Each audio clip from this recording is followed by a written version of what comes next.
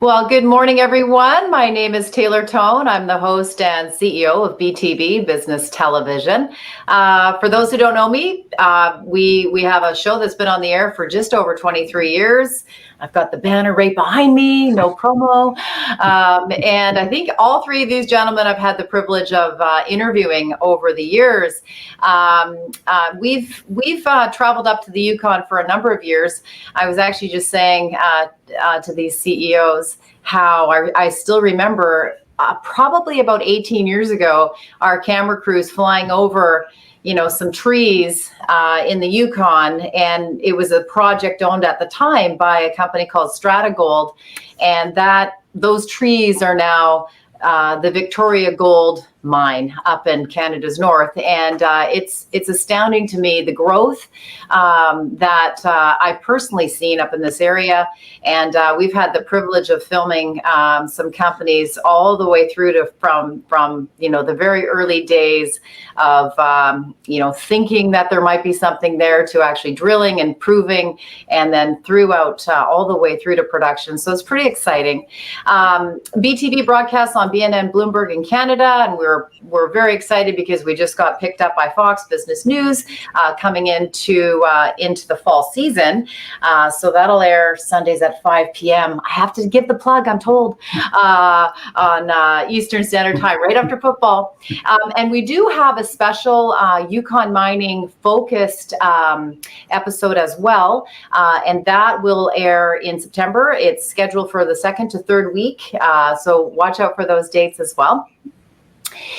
So what we're going to do is we've got about a 1 hour time slot before they cut us all off, and it will be recorded, so you can share the link afterwards as well. We'll spend about 40 to 45 minutes with these lovely CEOs. They're going to tell us their story momentarily, and then we're going to have an opportunity to have some live Q&A. So feel free. There's a panel on the side for questions. If you have any questions, if you want to target them directly to a company or specifically to a CEO, feel free to do that, and we'll try our very best to get through all the questions before the end of our hour. So let's get started. What I'd like to do is have each of the gentlemen introduce themselves, and we'll start with the CEO. I'm going to be easy. I'm going to just start at the top of my screen, and that's Peter Tellman. He's the CEO of Klondike Gold. These folks are actively drilling their 586 square kilometer, it's a big one, Klondike District project near Dawson City in the Yukon Territory. So Peter, share a little bit about the company and walk us through the opportunity here. Briefly, Klondike Gold owns the entirety of the Klondike Gold Rush district that is world famous. Arguably, it's the most iconic gold rush in the world. Gold was discovered there in 1896. Since then, there have been 20 million ounces of gold mined from creek gravels on surface with no known source. And from really the 80s on to 2015, when I took over Klondike Gold as CEO, the prevailing geological wisdom was that it had all been eroded away. There was nothing there, nothing to see, move along, forget about it. And so from 2015, we more or less had to start from scratch, do basic geoscience, which really hadn't ever been done. We've made a number of different discoveries, determined that there's an enormous amount of gold in the Klondike.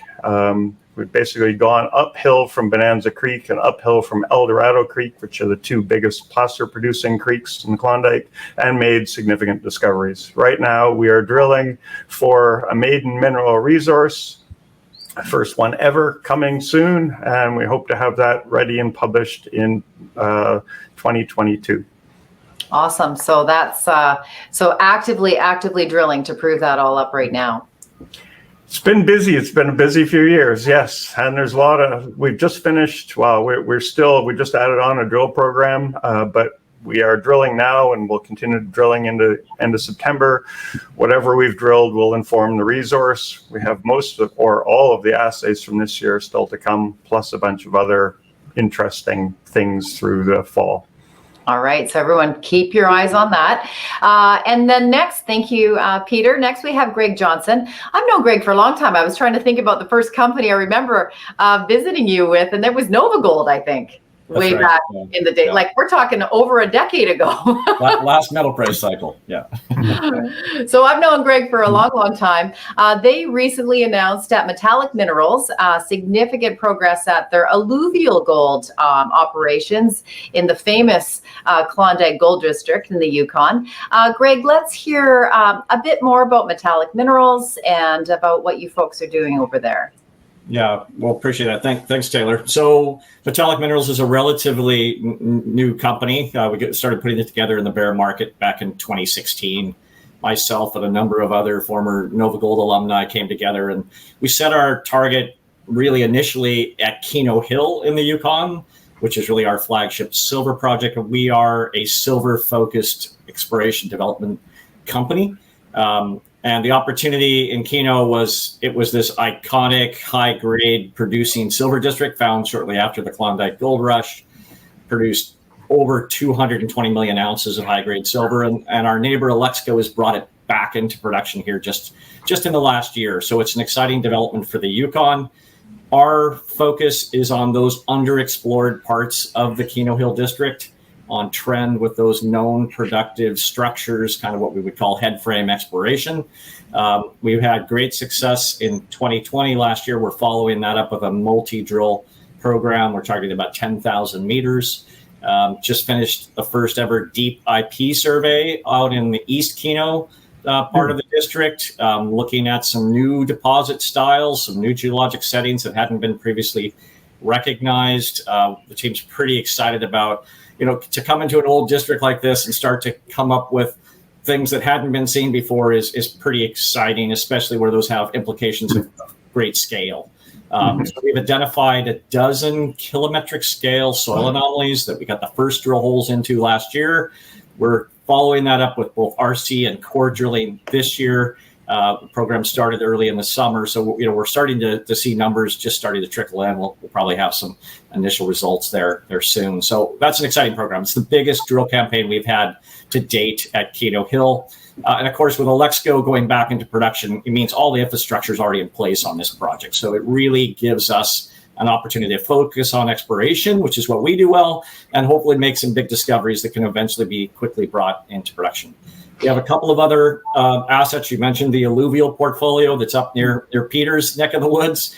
Our focus is different than Peter's. In this case, these are leases that we own the alluvial rights. We're licensing these to experienced placer operators. We've had 2 operators come in and do quite an extensive sonic drill program this year.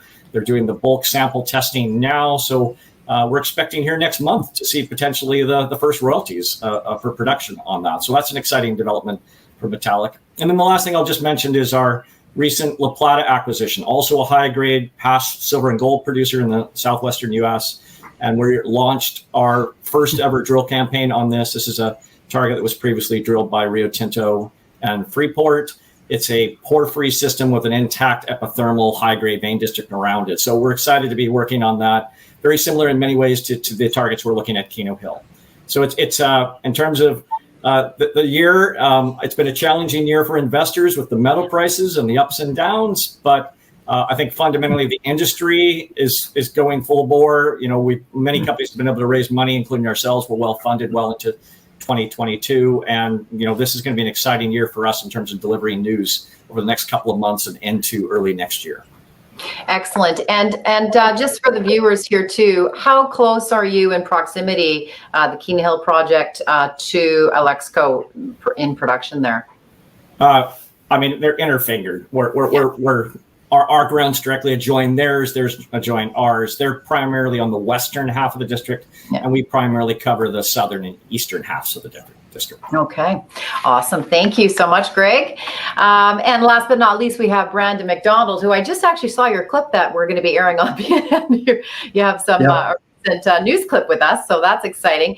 And that's because they got lots of exciting things going on, you guys. They just recently listed in the US on the OTCQB, and they're actively exploring. The rigs are turning right now. You guys seem to be continuing to intersect high-grade zinc, lead, and silver on your property. So Brandon, share a little bit more about this exciting project, not gold, but something that we all need to know about. So let's hear a little bit from you. Yeah, Fireweed, sort of purpose-built company around this asset. We acquired the core of it off Hud Bay in 2016, went public in 2017 with an IPO, and since then have expanded the project from what was originally about 54 square kilometers up to 940 square kilometers now. And it was all sort of focused on this thinking that the two original deposits we bought, Tom and Jason, seem to be along the same major or related major structures in this region.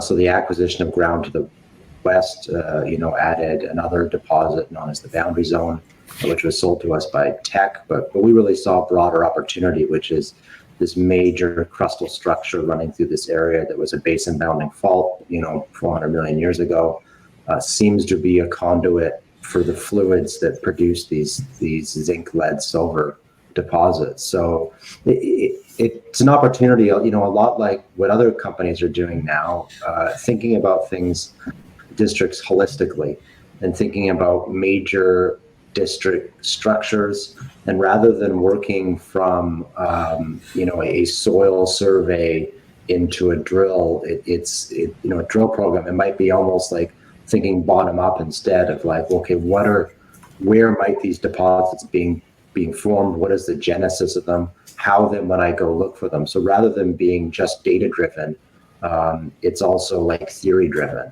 So this has been exciting for us. We made a major discovery last year, what we call Boundary West, which is a new deposit just west of the Boundary Zone.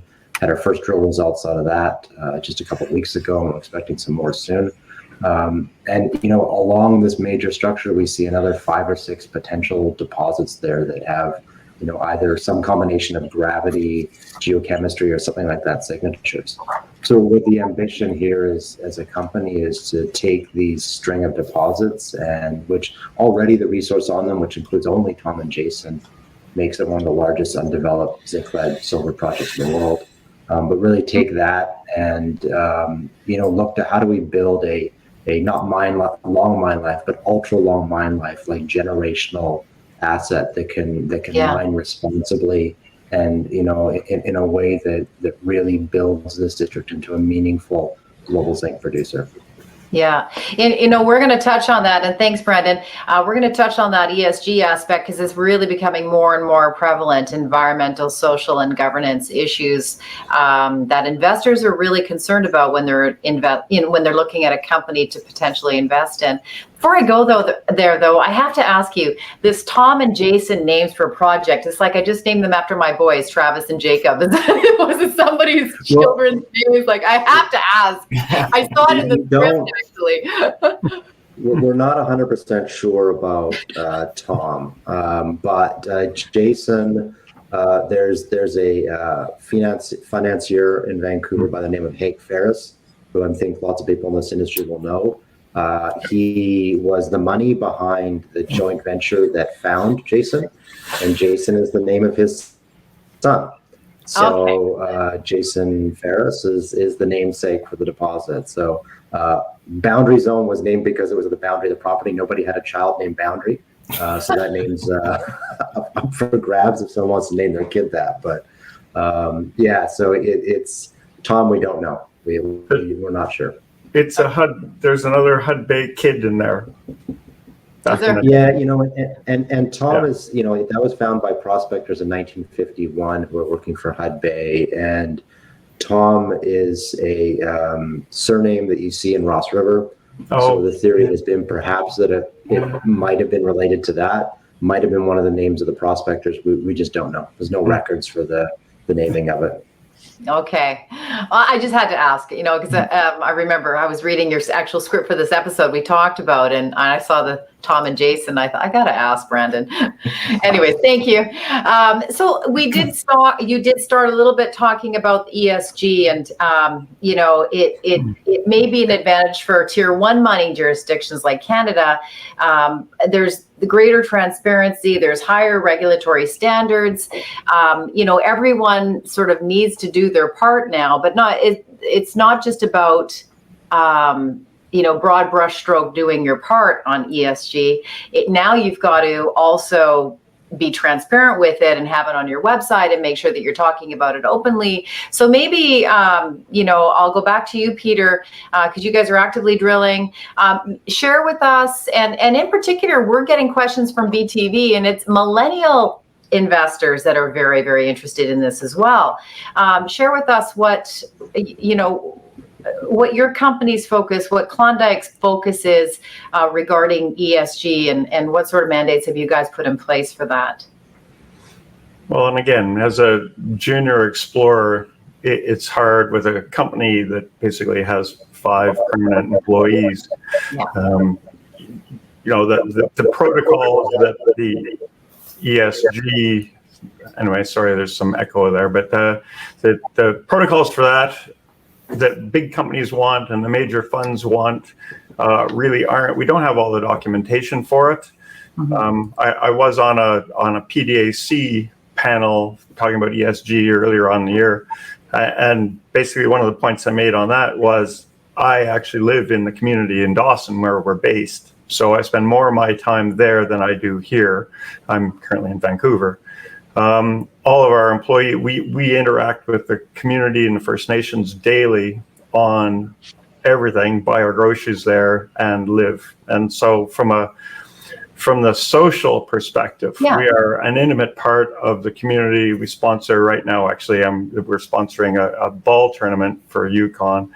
And the concerns that I hear are daily ones that I get in conversations with locals while buying a bag of coffee, whatever. And so from that perspective, initially when I took over in 2015, we're in the Klondike. There's, since 1896, the entire region, the entirety of our nearly 600 square kilometers has been disturbed in one way or another entirely. So every tree was cut, every blade of grass. There wasn't anything by 1898. Yeah. And then everything was dug up in one way or another. So it's been our mission since I took over to fix that. And we do it. We do it within our permits. I've had talks with TH, which is the Klondike Witchin, which is the local community, and said, hey, if I happen to be here with a piece of heavy equipment and I see trenches or things that really disturb me that are beyond what I'm allowed to do within our exploration permits, I'm going to go fix it. Yeah. And they went, yes, please do that. And so as a result of that, the first initiative that we really did and tried to win the Environmental Remediation Award in the Klondike, which I think is a prestigious award. We did that immediately. And since then, we've been going around fixing things. And so that's the environmental. We both fix it, remediate it. We have kind of ongoing projects looking at how to reintroduce fish into both Bonanza and El Dorado Creek. Yeah. That initiative, which we have started, I will never see fish in Bonanza Creek because I don't own the entirety of the creek. The lower end is not there, but at least I've told this to TH, if fish ever get there to where we're operating, then they'll have a home. And so it'll be long past when I'm dead when something like that actually happens, but at least it's a start. Yeah. And so so that's the environmental, there's the social, and then the governance. The governance is actually the hardest thing and the most challenging for me because, again, we're such a small company, and trying to get all those protocols in place and documented, that's really what the governance bit is about, so we can present that to the public and to our funding partners. Mm-hmm. And more or less, that's the one that I hate paperwork. So, it's kind of a harder one to put in place, but I just point to what we've already done. Look at this record. Yeah. And we fixed stuff. Well, when I first got there were 5 areas of the property that you could see were disturbed, massively disturbed from space. And as an exploration geologist, you could see them from space. you could see them from space. They're in the satellite pictures, and that really irks me. That they should never have been dug like that. And okay, so we've gone and fixed them all, as an example.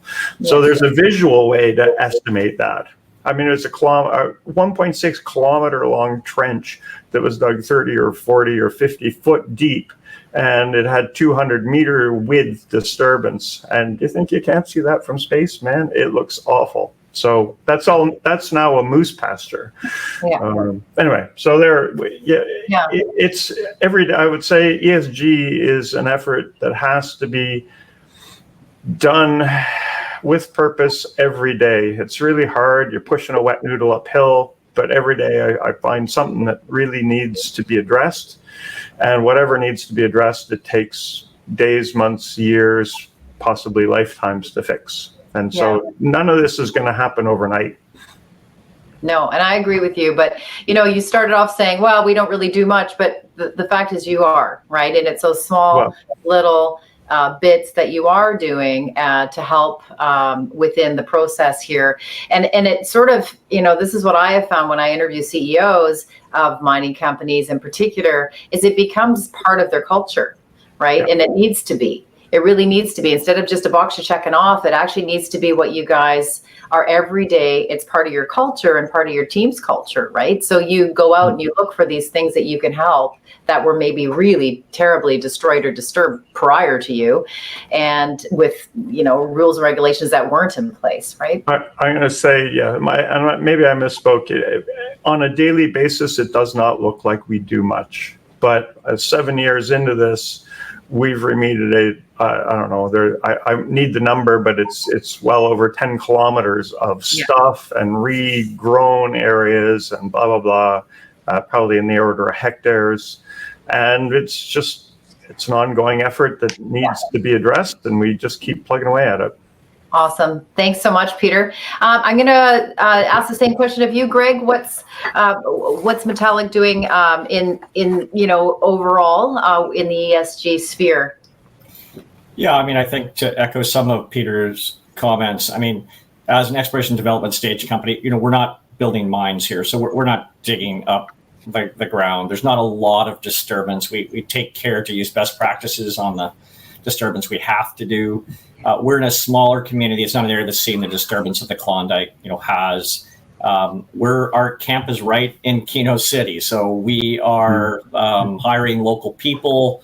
All of our businesses that we're buying fuel and groceries from are either First Nation or local community businesses. So, really trying to facilitate the sustainable part is, building up skills in these local communities, hiring local people, trying to build that up.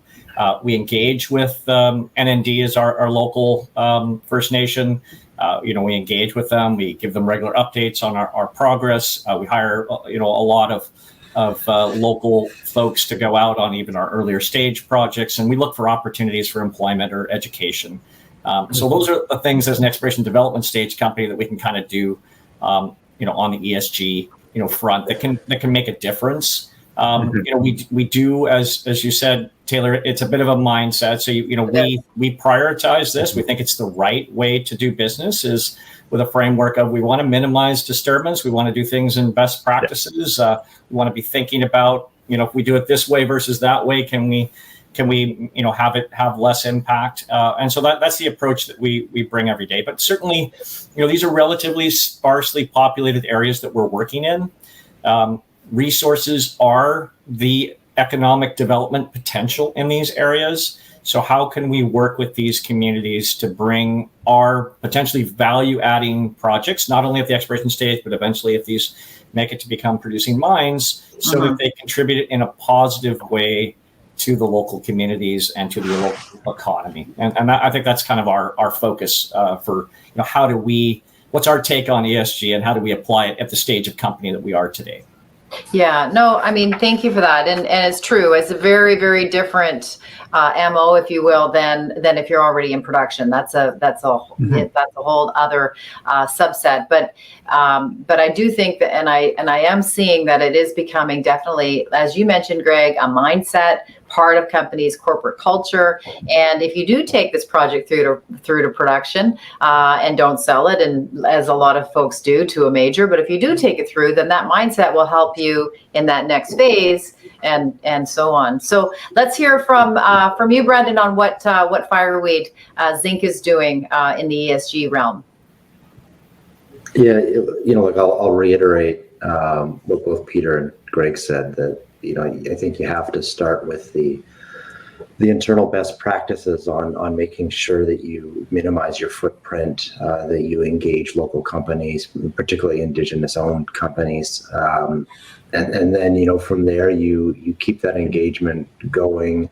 Particularly as we're a company that's progressing from exploration into development, is starting the discussions very early about what a potential mine might look like and what concerns the community may have with that, so that you can engineer around those concerns rather than getting deep into your permit and find out that you're re-engineering it, right? So, but I think one of the things that Peter really highlighted is the challenge for a small company, and Fireweed's maybe slightly larger, it sounds like, than Klondike, but the challenge is that a lot of these ESG standards, first off, they're not particularly standardized. So you have to choose what you're going to do. It's a big, overhead, and as a small company, you kind of wonder, like, well, is this a difference maker for me getting this reporting done? Do I need these extra layers of governance, for example, when I'm this small? When everyone has access to each other, so that's the challenge, is understanding as a company when you make that transition from ESG as a culture to ESG as a formalized process, and obviously maintaining it still as a culture when you do that. But I think it's critical. The biggest investors in the world all now have mandates around that. The corporates that we talk to, certainly, whether I'm in London or Perth or Tokyo or whatever, the first questions are about how are relationships with the community, how is your project perceived, and a lot of that's going to have to do with how you've managed that and how you've engaged them, right? So I think it can't be an afterthought anymore. You have to come in with how do we make sure we do this continuously and properly, to make sure you don't get behind on it, because there may be no catching up if you're behind. Are you guys, do you have any initiatives going on from an ESG standpoint with the community in your region, Brandon? Yeah, we work very hard to, I think about almost 50%, or maybe just over 50% of our work goes through Indigenous owned or joint venture companies. We want to make sure that, we're looking at skills within the community and thinking about that long term, about not just what skills we want now, but what skills we do want, and how do we work towards having the community being engaged in the higher value work, rather than the sort of, the lower end job positions, that traditionally I think companies have focused on hiring locally with. It's like, well, why aren't we looking for, training up accountants and geologists and human resource managers and stuff like that out of these communities? And I think that takes a long-term focus. And I think, Peter, Greg, and myself have all been working in Yukon for a while, but, you always get these sort of people who come in and leave and they're looking to promote, and they're not thinking about long-term, right? Yeah. They're just trying to get the drill results out. And I think that, the players that have a real belief in the Yukon and a long-term commitment to it are looking at those things about how do we make sure that the skills are here for us. Yeah, excellent. Thank you, guys. A real popular topic. So I thought, let's just get that. Let's lead with that question. But really, let's shift gears a little bit here, because exploration is exciting. It's high risk. It's a high reward business. Peter's smiling. He's like shaking his head. Maybe you guys can talk about the upside that investors in particular can enjoy if you find the right project. I guess that's what keeps you guys going every single day and continuing to go back and raise funds and continue to drill. Because I think all of you have some in your past have some big successes and have tasted that. So you're all looking for that. Let's talk about that upside. Let's talk about exploration, and I'll start with you, Peter. Exploration is the best, right? So I've made 3 discoveries in my career. This one is the 4th. I was offered Klondike Gold on a platter, basically, to take this project on. And again, when we started, it was like, oh, geez, there's this plot of land in the Yukon and has gold on it that everybody thinks there's no gold in the bedrock there. 20 million ounces. How do you ignore that? Yeah. Anyway, so yes, that was the first bit, and I spent 4 months reviewing the project and went, you know what, the previous exploration hadn't addressed obvious target models, and they came to the conclusion that it had all been eroded away. That's geologically untenable. So it's worth the shot to go have a look. And, from an investment perspective, we're all here to make money on these things. Mm-hmm. And for me, it wouldn't be a job for life. Nothing is anymore. I'm happy doing what I like to do, which is explore and find things. And for me, the Klondike was a great opportunity to go drill. Mm-hmm. To see if there's anything there first, and then try to unravel the, quote, mystery of the missing gold in the Klondike.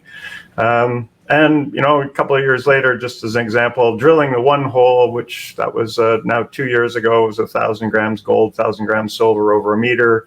It was the time, the second, ended up being the 3rd best hole in Canada drilled that year, but it was one of the top 10 in the world. Mm-hmm. And, Yukon has that potential just generally. It doesn't matter what project or metal it is. Yukon is a corner of Canada that is virtually, it is unexplored relatively. The geologic background behind it is broad brush and really poorly, I think, understood from a tectonic perspective. And so all of us are trying to unravel these things. And so it's a great geological puzzle. It's a mind game. And we're using other people's money to do that. And that means that you have to be prudent with it, because if you go blow a whole lot of money and don't produce anything, they never give it back to you the next time you go and ask for it. And so there's just... It's a great job. I personally love what I do. I really, truly enjoy it. I can't believe people pay me to do what I do. In return, I have to go find something for them. My career, I've been able to do that. In this particular instance, Klondike, again, we've gone from moose pasture with berries growing on it to, by next year, within 6 months, we'll have a mineral resource. And hopefully wrap that up with a PEA level study, at least, that says, hey, this stuff, there's money in the ground and all that. Well, I also run a tight ship. That's another reason why people like giving me money. So we haven't spent a whole lot to locate what I think is what will potentially be a significant resource in the ground. Yeah, excellent. Thank you. And what about you, Greg? High risk, high reward business. Maybe you can, and you've been around in a few different companies that had some pretty significant discoveries as well. Share a bit about that, and also the upside investors can enjoy if they, get in with the right company here. Go ahead. Yeah, you bet. No, I've been fortunate to be involved in a number of major discoveries with Nova Gold and Well Green and others. And so it is exciting. I think one of the things investors like about investing in exploration development stage companies is that excitement. If you look at the value curve on a relative basis, the discovery through resource growth phase is one of the fastest creation of wealth periods that you can see in a project. And oftentimes, the valuations until the resources really get settled on how big they are can, on a per share basis, be as high as you'll see again until these things go into feasibility. So we tend to see investors who are looking for a little more risk, but with the idea that they're going to get a higher return to invest in these companies. And the returns can be spectacular. We've got some recent examples in the industry of companies that have gone from no one even heard of that company to multi-billion-dollar valuations. here in this cycle. Certainly there was a number in the last cycle as well. So, I mean, I think all three companies are really focused on opportunities where we see the ability to apply our skills that we've built over our careers to making new discoveries, growing those resources, and then ultimately, de-risking them. Our focus is on projects where we see scale measured in kilometers, grades that are some of the highest grade for silver in the world. And so we know we're in the right neighborhood. We know we're in kind of elephant country. And so that means the probability of finding more is much, much higher than if we were in a remote greenfields kind of type situation, because mines have already been discovered and deposits have already been built, and we're going to find more. That's the way our mining industry works. The best place to find a mine is generally in and next to another mine or another deposit. And so, I think the excitement here is that if you can identify high quality companies, and you particularly want to look at not only the deposit and the style and the model, but the team and their background, and making sure as well that they're in a good jurisdiction like the Yukon, which is a mining focused jurisdiction. And then, probably with a balanced, not just one, but probably a basket approach. Hopefully a few of those are going to make those home runs, create that value, and give investors the exposure they're looking for in terms of something that could have multiples to their investment. I mean, our overall objective is to take our exploration skills and experience, focus in the right place, try to take an investor's $1 investment and hopefully turn that into $3, $4, or $5 in a few years' time with some hard work and some good luck too. Well, and I've seen 10x on some, great discoveries too, guys, and you all have too. Yeah, no, it's definitely, that's one of the phases in a mining company period where there's the biggest opportunity. Anything you wanted to add to that, Brandon, before we move on? No, I think I would, just kind of reiterate that as a CEO, you have to constantly remind yourself that your investors are paying you to take risks on their behalf. Yeah. Right. So actually, this is not the right job for someone who is risk averse or who is uncomfortable with a high degree of uncertainty, because exploration has a very high degree of uncertainty and is risky by its nature. Right. So, you want to go into a producing, mining company or whatever, and optimize operations. That's a very different skill set than a person who does exploration. Exploration, like I said, it's about taking the best data you can, doing the best analysis you can, and then making a gut decision on what the right move is. And I think that it is, as Greg pointed out, potentially the biggest value creator, right? So that's the daily reminder of like, okay, look, because if you're thinking maybe this isn't the right move, this is too risky, and it's like it can be. There is such thing as too risky for an exploration company. But like I said, that daily reminder of like, take a deep breath and like, this is what you're being asked to do, right? And that's in good faith and with your best ability to take these chances. Yeah, excellent. Well, let's switch gears a little bit here, guys. And talk about the government support for some of these programs and what you each have been able to tap into, either Yukon Geological Survey, Yukon Mineral and Exploration Programs, the YMA, which is the Yukon Mining Alliance. Like, what has worked for you, or what do you sort of tap into? Peter, we'll start with you. I don't really tap into it. It's just done. So, the Yukon government in general just is supportive of mining. Yes. They had, through a Canadian government, Yukon government partnership that was announced several years ago, $360 million to upgrade roads to resources. Within the Klondike, all of our roads are resource roads that are maintained by the government. So we don't have remote access. The Bonanza Road is plowed all year round, blah, blah. On top of that, right now, the Yukon government are upgrading the Klondike Highway, which comes basically from Whitehorse to Dawson. Yeah. But particularly the last segment of it, which is 150 kilometers long, they've dug it all up and are paving it. It's not pavement, but whatever. And so our access is, they also paved the Dawson Highway, the Dawson Airport a year ago. all of that's infrastructure related. One of the slides that I put in my investor presentation is that infrastructure for us is probably the most valuable thing that we have. All of that is built by the Yukon government. And so we're sitting directly on all a paved airport with 737s landing on a paved road that they maintain, on a paved highway, which gives us access for heavy equipment and everything else. I found also, just dealing with the Yukon government, they are amenable to suggestion and are just generally helpful in terms of ways to approach things. So in my experience, it's the best jurisdiction in Canada I've worked in terms of that. And so I don't access, in fact, the prospecting grants and the other things. I'm happy to leave that for other people.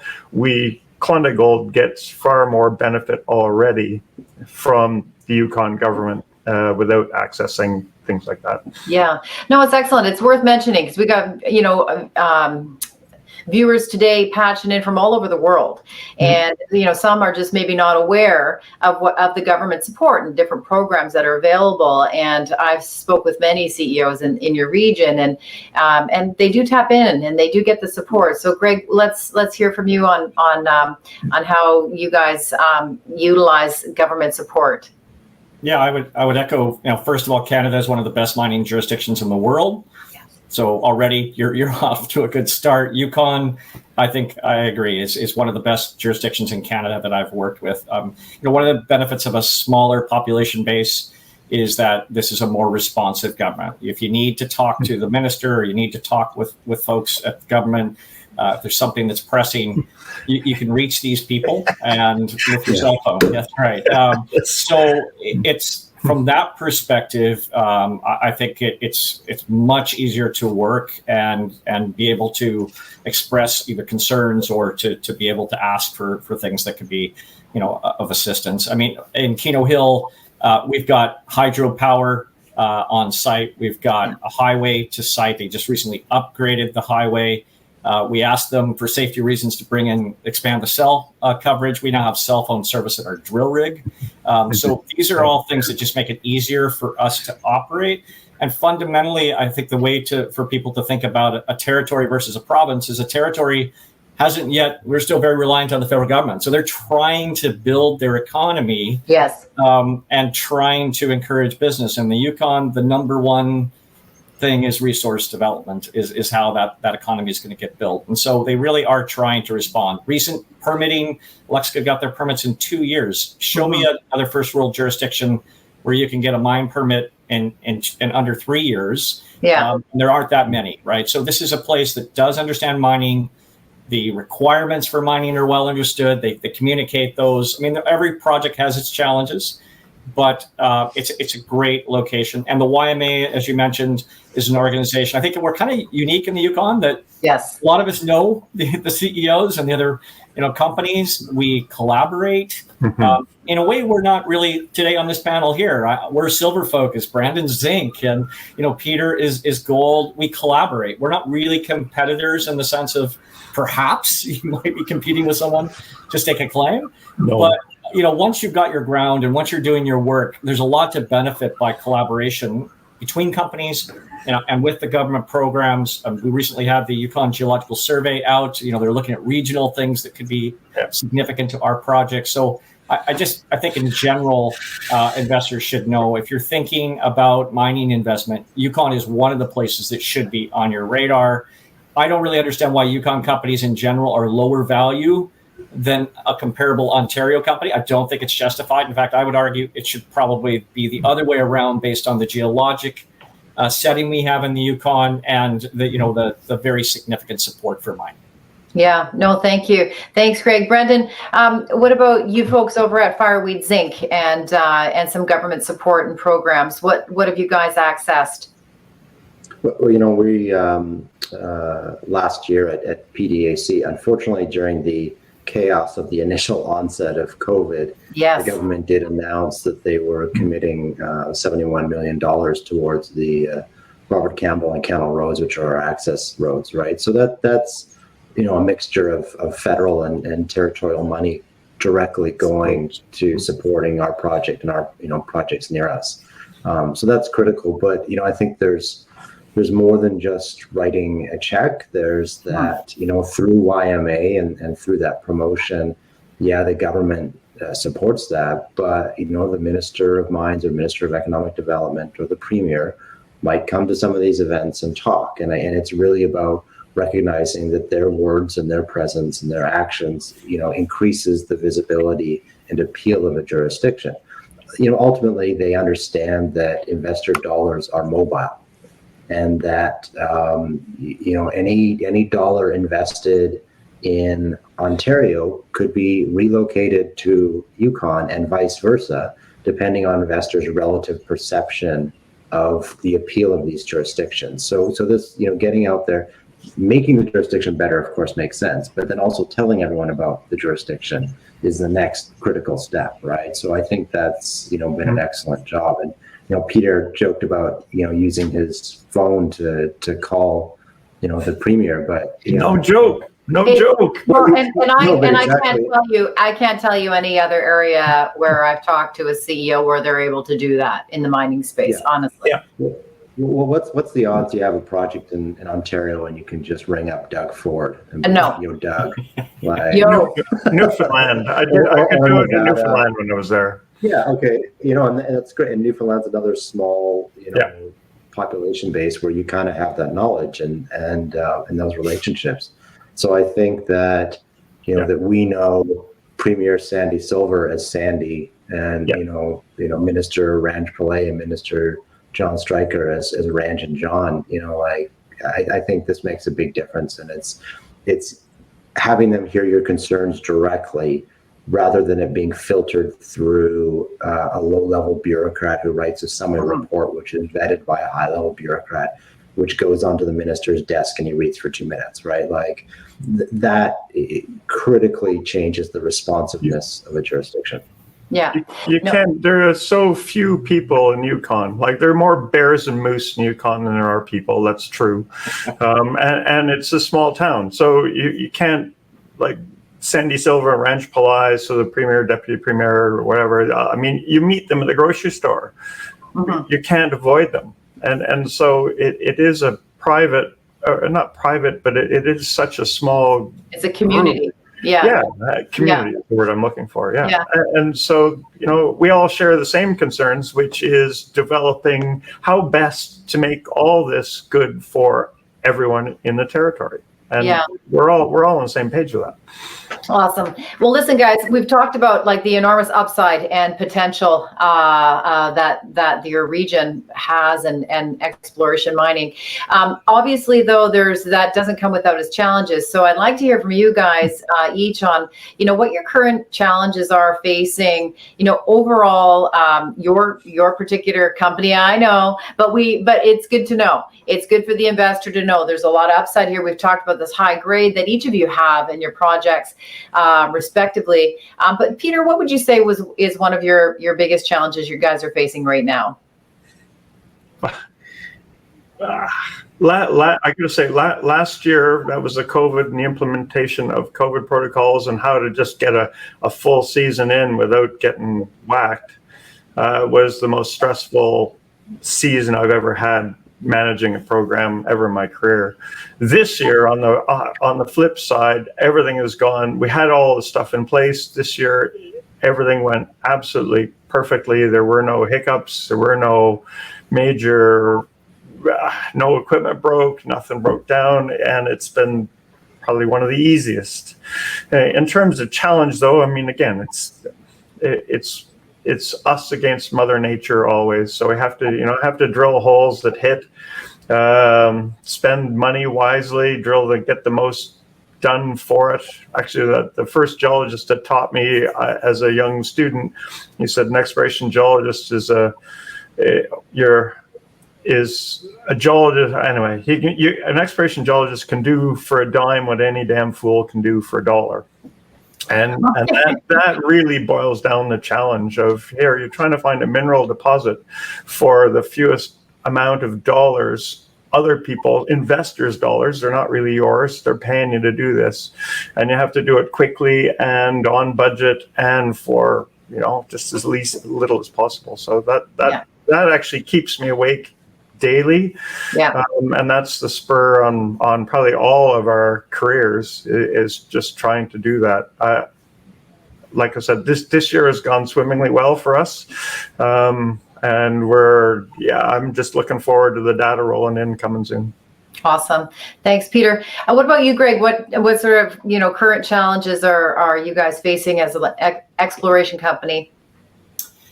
Well, certainly, as Peter said, the COVID situation last year, there was a lot of uncertainty. Many of us didn't even know if we'd have a program. And then suddenly, you know, in the Keno district, I think there were 7 drill programs with different groups going on. And so that's led to a challenge with getting drills and experienced drillers of the industry right now. And we've got 3 companies in the metallic group.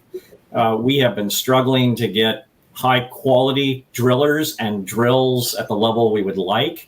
And that's going to be something, you know, we've just come out of a bear market that was, you know, an 8+ year bear market. And so a lot of people that were in the industry before have left. Now, all of a sudden, people are funded. They're trying to do drill programs. They're balancing that off against COVID.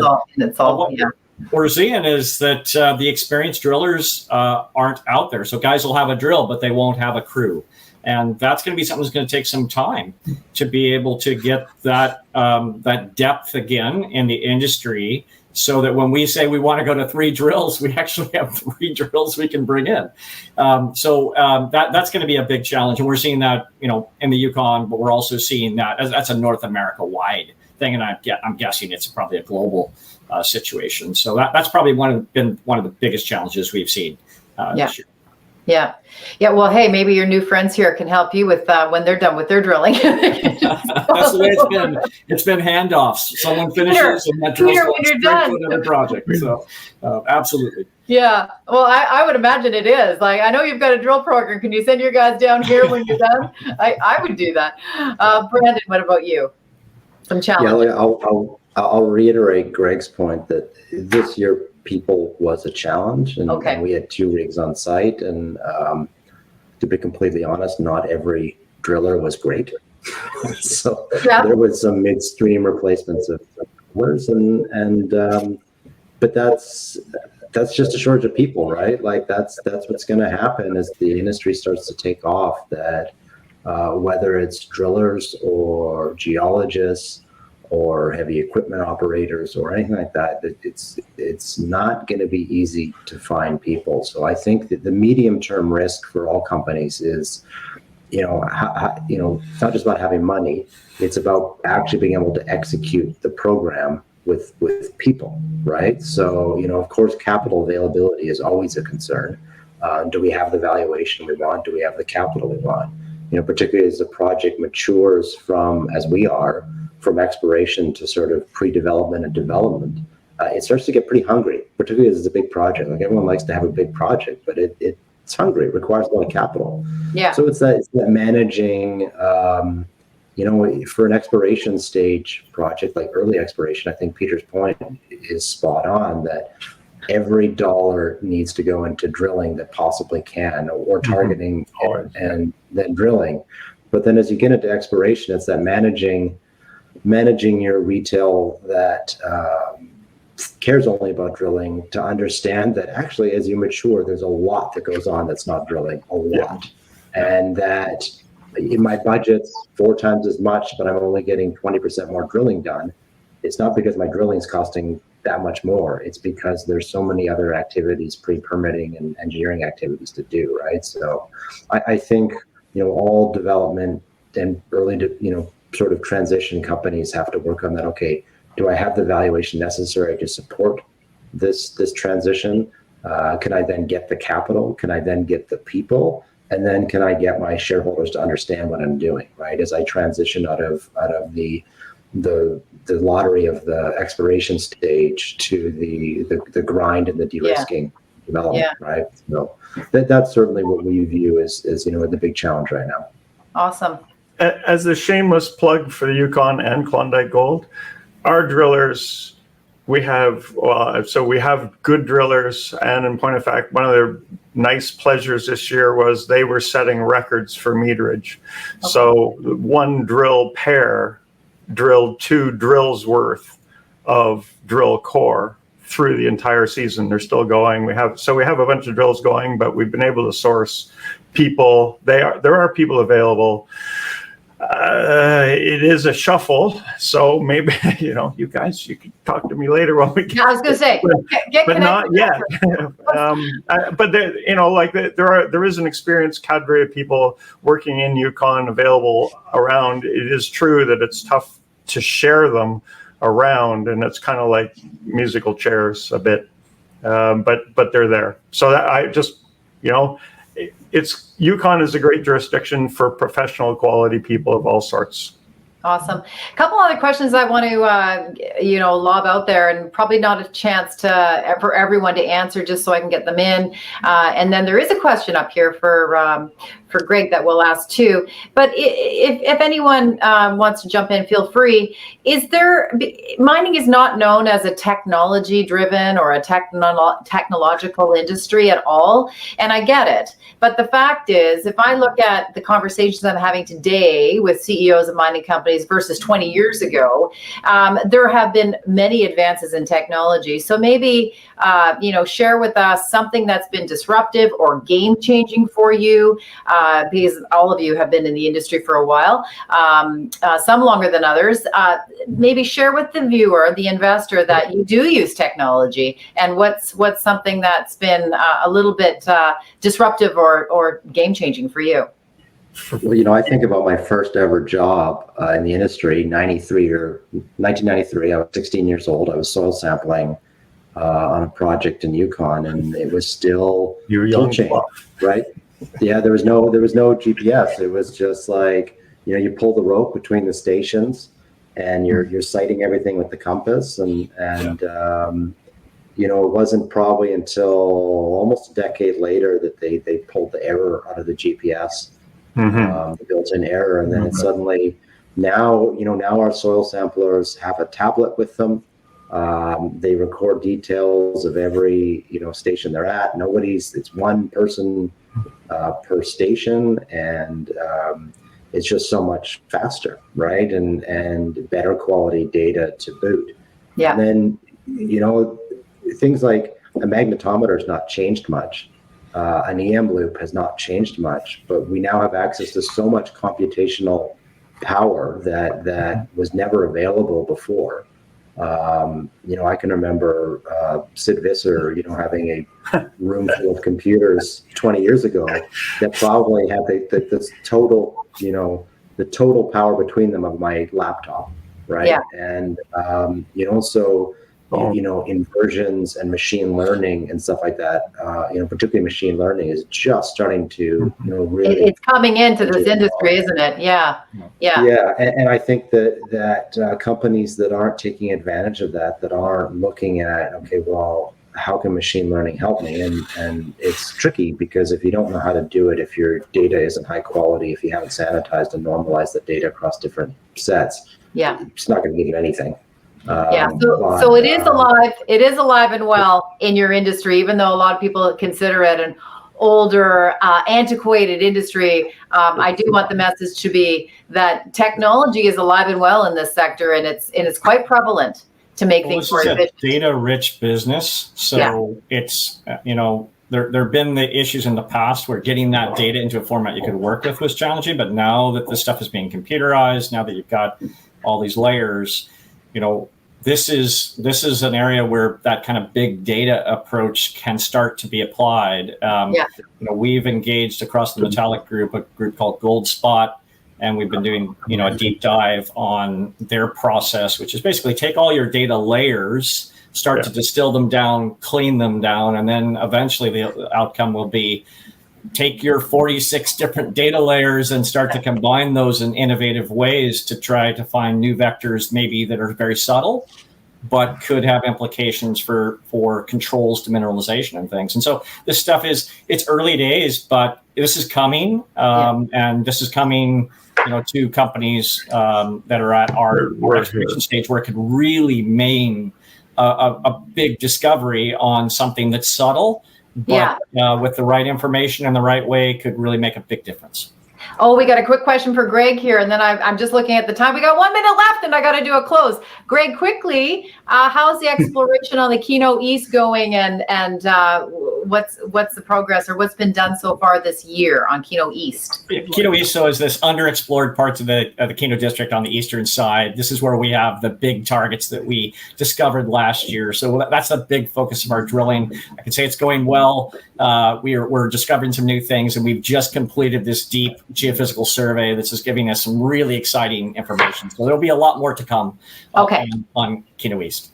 Awesome. Well, that brings us to a close. I want to thank Brandon McDonald from Fireweed Zinc, Greg Johnson of Metallic Minerals, and Peter Talman at Klondike Gold. I hope everyone garnered some useful information here today. For these robust investment opportunities that are obviously in this high-grade, prolific region of the Yukon. This will be available on the Invest Yukon's YouTube channel. And I just want to thank everyone. BTB, Taylor Tone. We are back on Tuesday, August 31st at 10 a.m. Pacific Standard Time with another live panel and Q&A. Please register online at investyukon.ca. Woo, that's 11 o'clock, guys. Thank you.